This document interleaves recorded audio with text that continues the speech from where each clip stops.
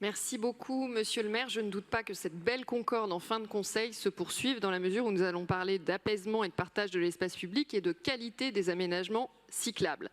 Alors, le décret du 30 juillet 2008 prévoit notamment que dans les zones 30, toutes les chaussées sont à double sens.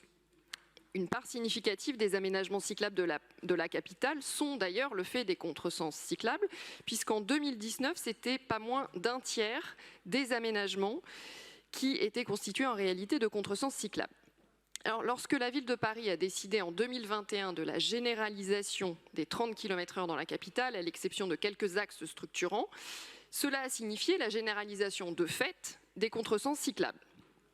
Mais malheureusement, cela doit s'accompagner d'un véritable aménagement ambitieux, parce qu'il ne suffit pas de peindre un vélo sur la chaussée pour en faire une infrastructure adaptée, sécurisée pour les cyclistes et l'ensemble des usagers de l'espace public.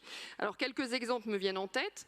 La plupart des rues sont marquées par une absence de signalisation ou de sas ou de porte en début de voie pour signifier le contresens cyclable, ce qui signifie que très souvent, les véhicules à 4 roues n'ont même pas conscience que des cyclistes peuvent venir en sens inverse, qui évidemment pose des difficultés.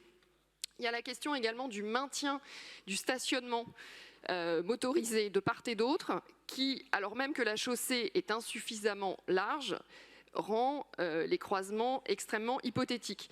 Et puis, je vous signale également des aménagements erratiques, puisque, par exemple, rue Saint-Jacques, il y a quand même un radar pédagogique qui est situé du côté cyclable et non pas du côté des voitures. Alors, je ne doute pas que les cyclistes vont très très vite, mais je ne suis pas sûre que ce soit réellement utile. Et plus globalement, on a des interrogations sur la mise en conformité avec les décisions de 2021 qui tardent. De nombreuses rues pouvant être considérées comme contresens cyclables ne sont pas aménagées comme telles. Alors, une réalisation d'aménagement à minima met en jeu la sécurité des cyclistes et il est extrêmement important d'avoir une véritable ambition dans les aménagements, seule à même de pacifier l'espace public parisien, afin qu'un bon principe ne se transforme pas en mauvaise réalisation, mettant ainsi en jeu la sécurité des cyclistes. Je vous remercie.